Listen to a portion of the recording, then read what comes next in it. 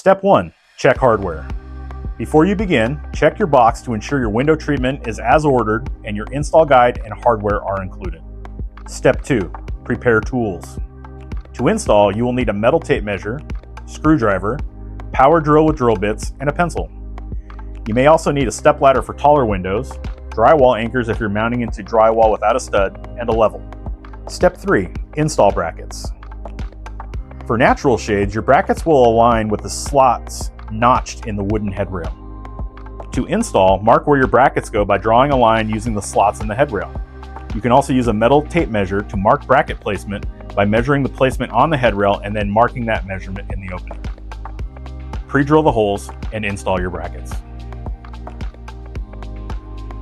Step 4. Install shade. Once your brackets are mounted, align your shade with the brackets and screw on wing nuts. Tighten until secure. We recommend testing your shade by raising and lowering slowly to ensure even movement across the shades and test for proper tension by stopping the shade mid-window. And that's it, your shade is installed.